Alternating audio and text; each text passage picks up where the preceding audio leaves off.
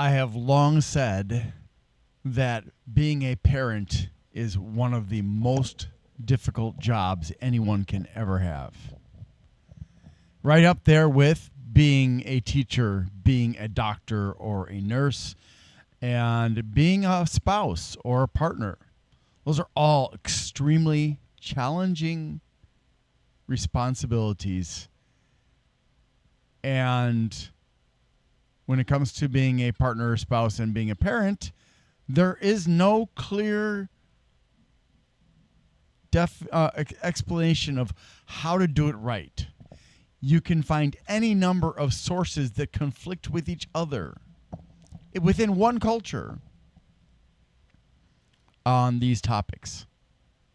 So I'm not going to talk about teachers and doctors and nurses, maybe at a point in the future, and I can only really talk about being a teacher because I have been a teacher. I want to talk to parents today. One of the biggest mistakes that we as parents make, and there are lots of them that we can possibly make, is to not allow our children to fall down. And I don't necessarily mean physically fall down. I mean it also in the sense of a more figurative way of falling down, like making a mistake, doing something the wrong way, and discovering what the result is going to be. Because sometimes, especially with certain kinds of people, the only way they really, really learn and understand is by making mistakes. And this can be sometimes painful or frustrating for parents. Some parents want their kids to get it right the very first time, and when they don't, they're angry, which is wrong. Some parents chastise their children, which is wrong. Some parents take over and do what the child was supposed to do, which is in some ways even worse. You as a parent need to stay calm, not get frustrated by your child's failures, not demean them or otherwise make them feel bad about themselves or the mistakes they make, and just encourage them to try again. You see, when we teach kids about failure in the wrong way, we can set them up for being a failure. So,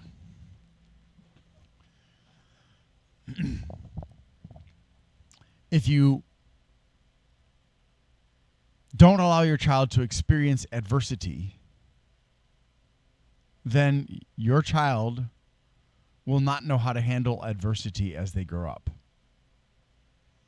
Now, I'm not saying that you don't help your child at all. Like, for example, if your child is legitimately being bullied, you need to frame it properly so that they can look at the context. And I'll use myself as an example. When I was in school, especially in my middle school, I had some issues with bullies. And my parents, especially my mom, tried to give me advice about it. And her advice was well-intentioned, but it didn't really strike to the core of the impact that the bullying was happening. Now, to be clear, I was kind of popular, but in a loner, weirdo kind of way. So there were a lot of people who either left me alone or liked me. Probably more in the neutral category. A lot more, I think. And there was a small group of people who took pleasure in tormenting me. A very small group, and they didn't do it regular. It's not like those movies where you see the kid getting picked on or beaten every single day. There was nothing like that for me. I think I was pretty fortunate. I was also I was lucky. But I couldn't see that. Even having watched all those movies where the kid gets bullied, I could not compare my context, my experience to what I was seeing in that movie and say, oh, I'm much better off. I had been raised in a loving household, and I had been taught, be a good person, share, all that stuff. And so when the bullying happened, and this also happened in my neighborhood,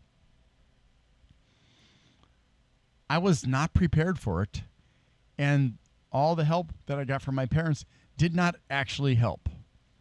I mean, it helped in the sense that I felt good that my parents cared, but it did not help me to deal with the bullies. Yes, I went to the school counselor sometimes and reported issues, but there were times when I should have gone to the school and I did nothing. Like one time, we had returned from a jaunt into Canada.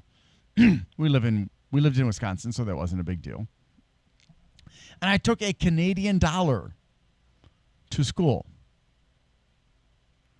and shared it with one of my classes. The teacher did not make sure the Canadian dollar got back to me, and it never did. That was a failure on the teacher's part. I did not know who took it and did not report it, because at some point after the class, somebody came and told me such and such has your dollar bill and he'll fight you for it. Well, I wasn't going to fight for a dollar bill, Canadian or otherwise. It just wasn't worth it to me. And instead of going to the principal's office and saying, so-and-so said that so-and-so wants to fight me for my Canadian dollar, which he stole in class, that I passed around for people to see, I didn't say anything to anybody, not even my family. On another occasion, I brought in an old comic book that I had been given by one of my grandparents. It was a Wheelie comic book. Apparently it must have been valuable because the same person stole that one. And again, I was offered the chance to get it back by fighting this jackass. Pardon my whatever language that came from. And again, I didn't report it to the school and I didn't report it to my parents. I don't know why.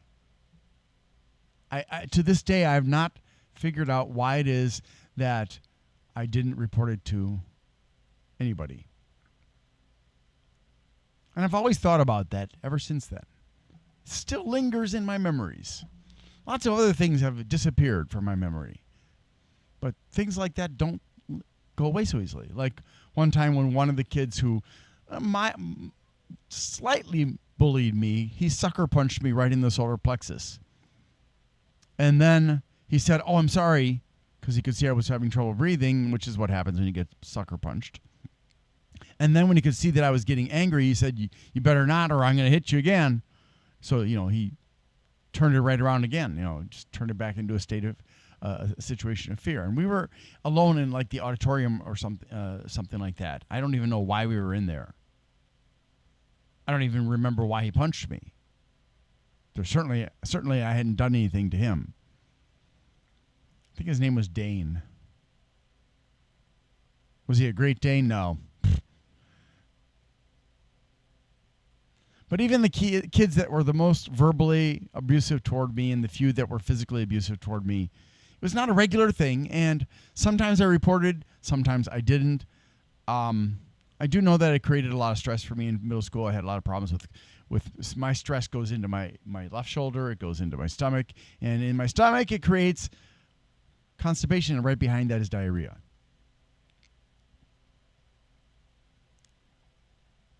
So I had cramps.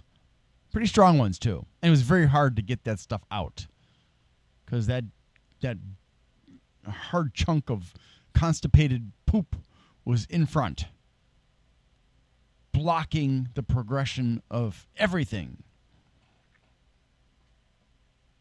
on its march out of my body. So instead of looking at the bullying from the context of how many people were bullying me, how often they were bullying me, how severely they were bullying me, versus what I knew from stories about other people, I just looked at it as I'm being persecuted, or however you want to say it. I'm being bullied. And I let that have a major impact on me because I was never taught to contextualize it, to put it in a proper frame of mind so that I could minimize the mental impact on me. Granted, this is not necessarily an easy thing for a kid to figure out, and maybe not even for an adult to figure out. But we must always try in a sensitive way to tell our kids, I understand what's going on. So what we're going to do is when you have a problem, you report it to a teacher, or you report it to the school counselor, or you report it to the principal, and then you let me know what happens when you come home. And if the school deals with it appropriately, which some schools do, then we can see how things go and we can go from there. But if your teacher or school counselor or principal does not respond appropriately to the problem or defends the bully, I'm going to open a can of whoop butt, and I'm going to straighten it out. This works sometimes, because sometimes when the parent steps in and says, what you did was wrong, the person in authority there is like, oops, so sorry, my bad. But others will be like, you know what? You're wrong. None of your business. I'll deal with the situation. Blah, blah, blah, blah. Now, granted, your kid could be lying to you, so we do have to be sensitive to that possibility.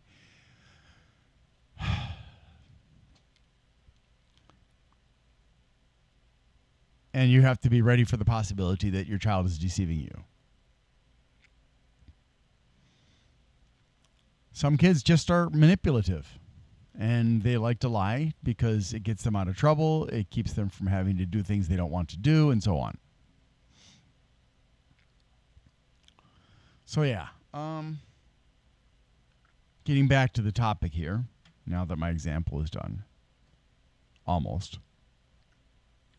The consequence of me not being able to contextualize and put into a proper frame of mind the bullying was that it contributed to depression. It gave me lots of stress. And it made my depression worse. Now, statistically speaking, many people who are bullies because somebody else bullied them. Often somebody in their family or somebody in their community, or some people in their community. Also, many victims become bullies. Not all. And worse yet, both bullies and victims have a high rate of suicide and suicide attempts. So when we talk about what doesn't kill you makes you stronger, we have to rephrase it to what doesn't make you kill yourself can possibly make you stronger, or it can leave you with debilitating depression, anxiety, PTSD, and so on. Now, if your kid comes home and he or she is, or they are struggling with their homework, don't sit down and tell them the answers. Let them work it out with you sitting there. And you got to be patient. Take a deep breath. And let them work it out. Because if you don't, they'll never learn. If they know that all they have to do is go home with their homework, and mom or dad or moms or dads are going to sit down with them and do the work for them, essentially, then they're not going to learn how to do it on their own. And the higher they get in the grades, the more difficult it's going to be for them. So you sit down with them. You sit next to them. Don't sigh when they make mistakes. Keep it internal. Don't say anything. Just say, hold on there. When you are doing this, this is how you should do it. Don't raise your voice. Don't sound like you're stressed. Don't sound like you're angry. You have to stay calm. Very important. And correct them. And they may accept your corrections, or they may not. If they're not willing to accept your corrections, I guess there are two major possibilities why. One, they have anxiety, and somebody trying to help them makes them anxious. So you're going to have to teach them to accept help. Or 2, you have a history of dealing with them in a way that makes them uncomfortable with your help. And you're going to have to undo the damage that you caused. Or it could be both, which is even worse. But hopefully, you've not contributed to their anxiety just because you're helping. They're going to be like, oh, God, is he going to get angry at me? Is she going to yell at me? Because that's what happens sometimes, and it's not good. So then you don't pick up their pencil and start writing for them. You can make your own example and show them step by step what you do. But you cannot use their homework as the example. Okay?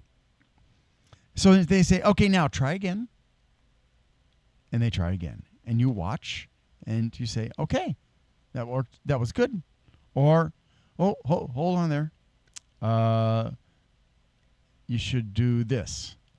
And keep guiding them gently, carefully, kindly, lovingly through the process of completing that task. And then watch as they do the next same task, different variables, and see how they do. And when they get to the point where they're working on it and you don't have to stop them and correct them, then you're done helping them with that homework. You just say, okay, looks like you understand now, so I'm going to go do something. If you get to a point where you're having problems, let me know. I'll come back in and I'll check with you. If you get to your next homework and you don't feel confident about that homework, call me. I'll come over and I'll sit with you again and help you again. That is how you should do it. You don't ever, doesn't matter what it is they have to do, unless it's dangerous, which your kid should never be having to do anyways when it comes to homework. Do it for them. No, this is totally wrong. Because then you're teaching them to be helpless. You're teaching them to be dependent on you. And what happens if you're not available? What happens if you're sick in the hospital? What happens if you're dead? Your child will not be able to handle anything, because every time there was a challenge, they always had you doing it for them. You're just basically taking their hands and handcuffing them and then tying them behind their back to their ankles. And they're lying on their face. Visualize that. That's what you're doing. Okay? And I know this is hard, but sometimes falling down and getting back up is the best way to learn. Now, am I saying that you should necessarily let your kid fall down while they're trying to learn to ride a bicycle? No, I'm not saying that. In fact, I definitely would say don't let that happen. Number 1, you should have training wheels on their first bicycle. Number 2, their brain is a precious thing, and trauma is the enemy of the brain. A concussion can last for years before it fully heals. Sometimes it won't heal. So, put a helmet on that beautiful head of theirs to protect that brain. Now, if you know they have a tendency to fracture and break bones, put, knee pads and elbow pads and wrist guards and whatever else, gloves for the hands so the hands don't get scraped to heck. And let them learn how to ride a bike using training wheels, because it will help them. And you will have to explain to them about the training wheels. Don't just give it to them and say, here you go. You have to explain. Here is what you should say. Something like this, okay? Not exactly, but you say, look, these are training wheels. They are there to protect you from falling over while you learn how to balance on the bike. You see how one training wheel is touching the ground and the other one is not touching the ground? And the bike is at an angle? That's because the training wheels there are not there to be the wheels. They're there to help you not fall down when you lose your balance. And that may produce a little bit of anxiety for your kid. Calm them down and say, look, they're there. They're going to stop you from falling down, so you don't have to be worried about it. So what I want you to do is I want you to ride around and on this, relying on the wheels, the training wheels, and when you feel comfortable, start trying to learn how to ride so that neither of the training wheels is touching the ground. And I'm gonna tell you this, because you got training wheels on, you're going to have to be careful about turning. You won't be able to turn as fast or as sharply as when you don't need training wheels anymore. So when you get the training wheels off, you're going to be really excited because you're going to be able to do things you can't do with training wheels. And it's going to be fun. So right now, just ride around and get comfortable with being on the bike. And then eventually, when you feel comfortable on the bike to the point where you want to try and balance and get both of those wheels off the ground, so you're only riding on the main bicycle wheels, go ahead and do that. And you keep on practicing until you can get to the point where you could go and around and not have to have the training wheels touching at all.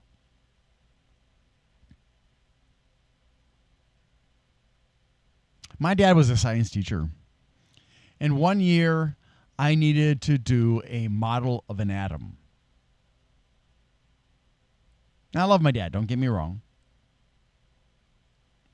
But for some reason, and I don't remember why, if there was any specific reason, my dad said he would make the model for me.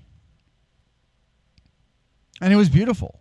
He used thick gauge copper wire, and he took styrofoam balls and he colored them and he put it all together.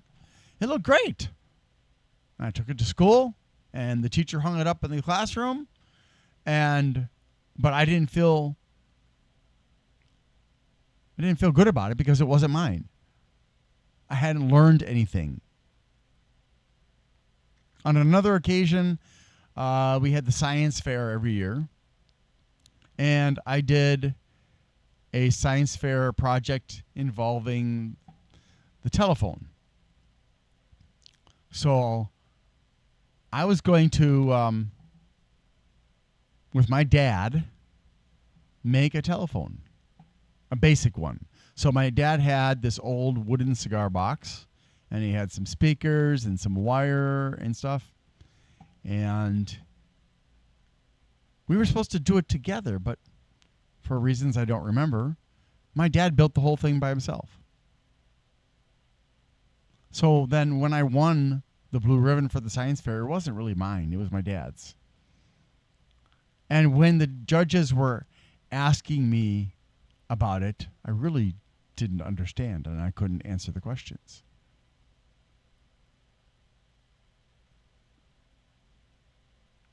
So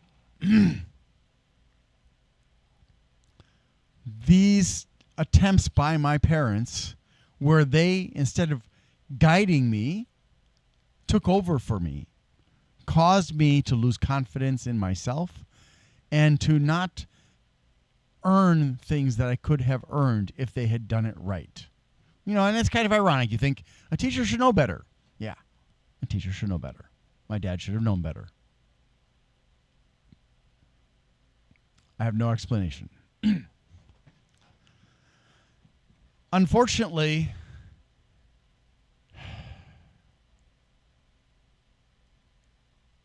for various reasons, and I remember as a kid having to do a report on the country, so my parents had a set of encyclopedias, so I would get the typewriter and I would just plagiarize the encyclopedia. Sorry, Encyclopedia Britannica. I was a kid. I didn't know. I didn't understand. And I would turn that in. And I would always get an A. But I hadn't done anything. I was a glorified copyist. I was a copy machine. I would cut and paste pictures out of magazines. Now, as I got older, it got easier for me to do that stuff on my own, to take material from different sources and synthesize something. And now I don't have a problem doing that.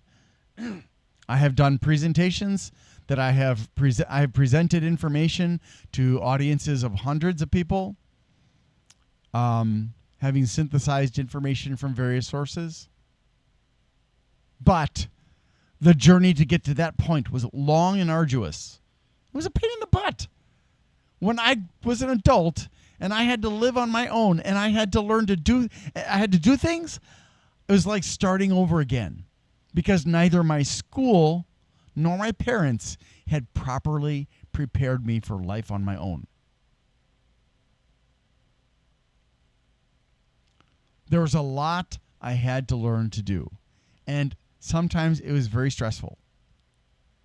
To this day, I find taxes stressful. And now that I've got YouTube channels, it's even more stressful.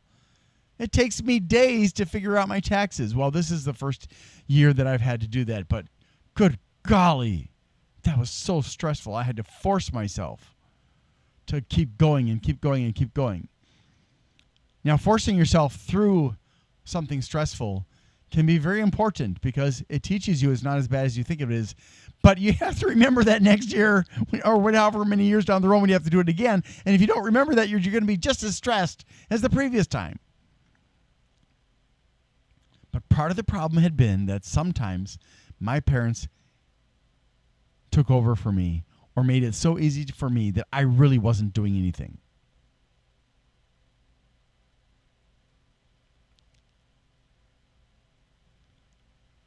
And that was at a time when education in America was actually pretty good. And I was in a really good public school when I was in junior high and most of senior high. And eventually, I started to get some independence. But still, what you do in school, generally speaking, as a young adult, has nothing to do with what you're going to do as a young adult. I don't know if I said that right. Let me just repeat myself here.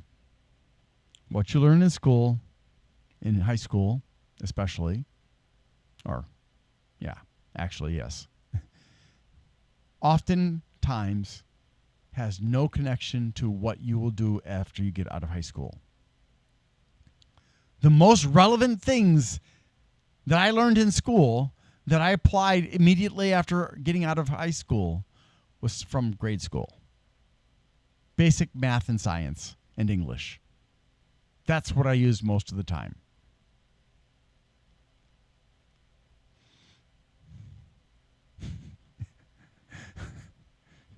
That's the first time I've ever expressed that, and it's blowing my. I'm just going boom.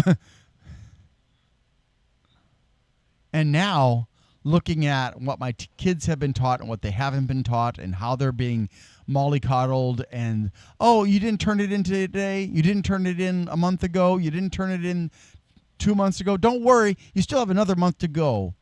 Just so long as you get it before the end of the term, you're fine. Wow. And I've complained to my school district about this, and they don't care. So basically, the school districts are teaching kids, it doesn't matter when you turn things in. If somebody gives you a time constraint, a deadline for it, it doesn't matter. If you're 3 months late on it, don't worry about it. No, worry about it, because you're going to lose your job.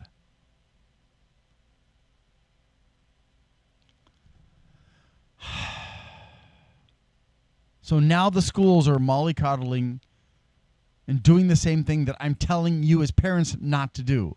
And you've got to call them on it. You've got to say, look, if you give my kids an assignment, you must give them a deadline. And if they don't meet the deadline, you can allow them to turn it in within a week's time after that. But every day they're late after that deadline, they lose X number of points. 5 points, 10 points, whatever it is, so that by day 5, maybe it's a D.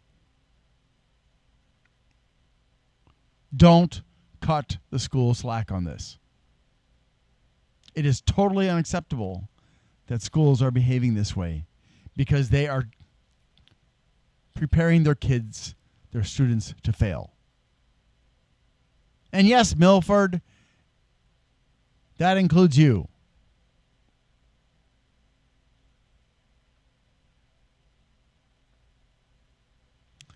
It is so frustrating to watch your child. Sometimes it makes your heart ache. You watch your child struggle to do something. They're sitting there frustrated, maybe crying, screaming. And it's hard. But you have to let them learn. You have to let them learn to control their emotions so they can do tasks that are set for them, instead of freaking out and going on to America's Got Talent and being told by the judges, you can't sing. And instead of saying, really? What, instead of accepting feedback, these people on America's Got Talent, they're stupid judges. They don't know what they're talking about. Everyone tells me I'm great. And you're listening to them you were listening when they sang, and you're like, holy crap, this person cannot sing.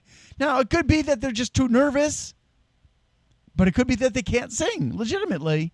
Either way, what the judges heard was bad. Your child should have been taught to accept that feedback, not fight against it and make themselves look like a fool on international television. Because trust me, there are employers that are going to be like, I'm not hiring that person ever. I can't give them a performance review. They'll go off on me.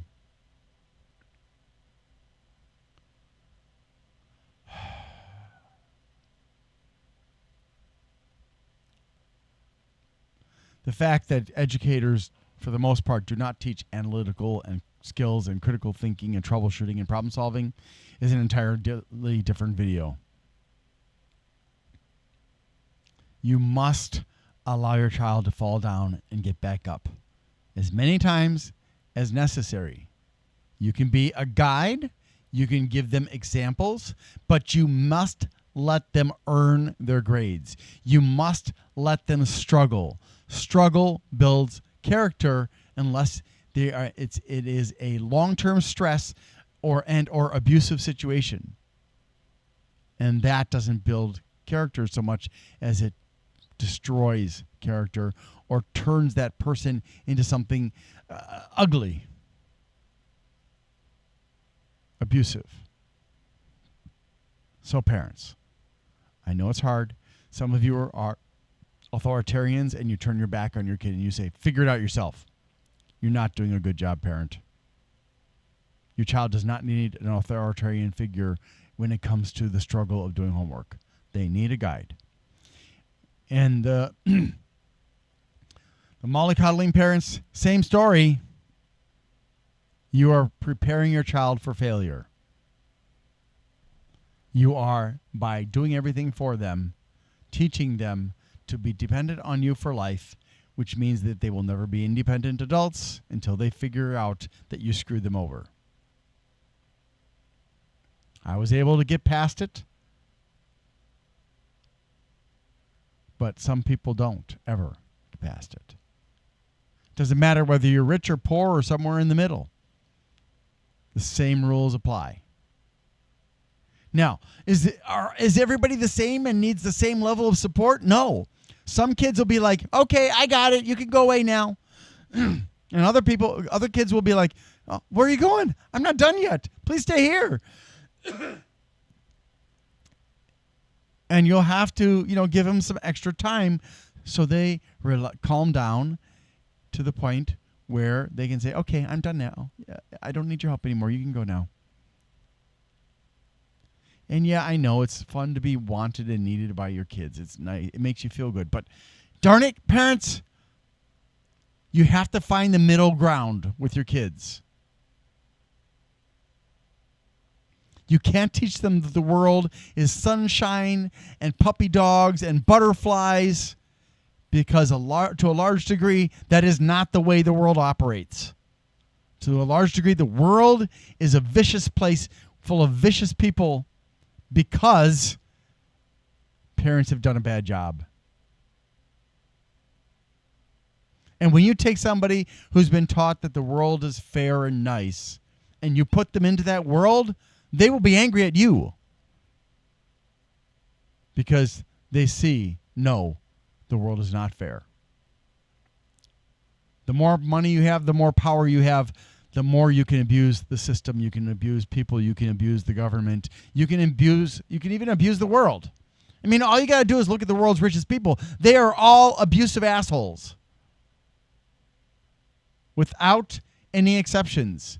In one way or another, they are a horrible, horrible person. They could be pedophiles, they could be psychopaths, they could be megalomaniacs, they could be monomaniacs, or some other neuroses and psychoses that cause them to be, as they get richer, become more selfish and greedier and accumulate massive sums of wealth and power that no one person should ever have. And no one company should ever be able to wield to the detriment of everybody else. And it starts at home and in school. So parents and teachers, take heed. Find the middle ground with your students. Don't hold their hands to the point that you're doing the work for them. Don't turn your back on them either. Be their guide. Be their mentor. Don't do it for them.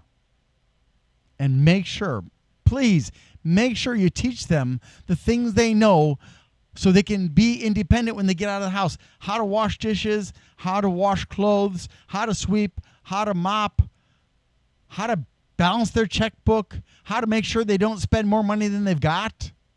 That's actually pretty simple, as long as you're earning enough money. How to get assistance from the state if they can't earn enough money, and how to get off of that assistance so they can be an independent person and be proud of themselves. How to cook, basically. Very simple stuff. Take vegetable, chop vegetable, put it in water, boil water. When the vegetables are soft enough, turn off the heat. Take the pan or pot off the heat. Dinner! Come on, people. If you're going to be a parent, do it right. If you cannot take the time, or you have so many problems in your life that you cannot be a good parent, do not have children. Period. If you are a drug addict or other kind of addict, do not have children.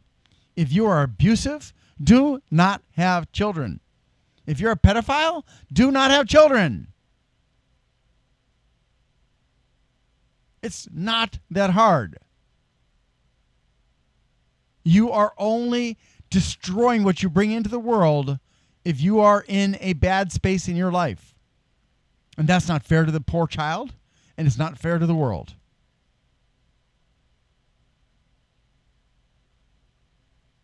If you cannot take on the full responsibility, and it's a massive responsibility of being a parent. And I know. I had a wife.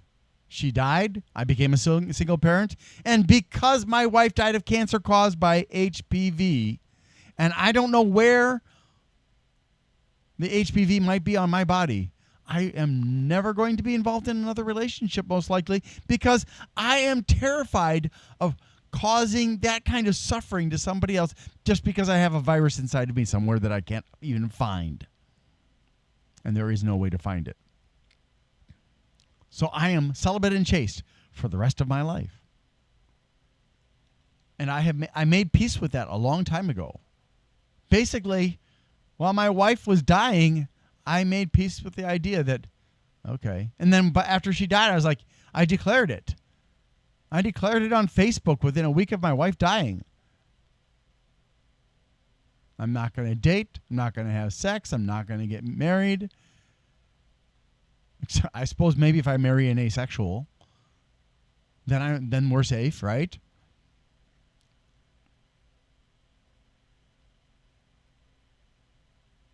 But yeah, I accepted it. Do I ever get lonely? Yes. Do I ever want sex? Yes. I'm still human. But there are ways to deal with those things. If you're lonely, go socialize. If you want sex, well, you know what to do.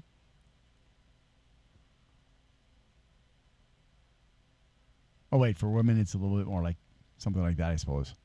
Or maybe it's like, well, anyways. You know how to do it.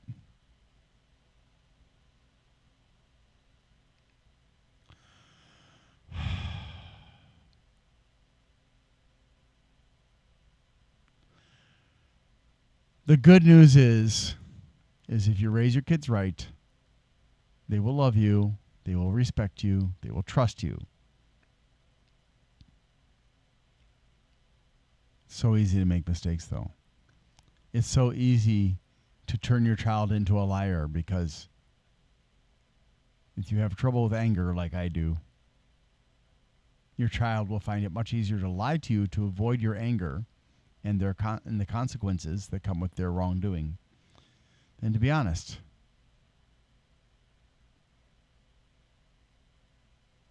There are so many ways you can screw up.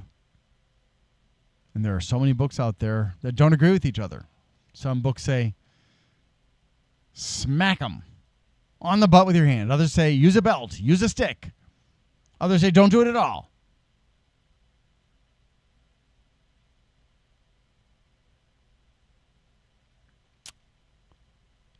Put them in a corner. Give them a timeout. It's just, and if you know your child is lying to you, don't tell them how you know. Just tell them, I know you're lying. And make sure you're right, okay? And punish them accordingly. If they do a minor infraction, you do not give a punishment this big. Okay, parents, teachers, I hope this helps. I'm sorry for the small number of swear words I used.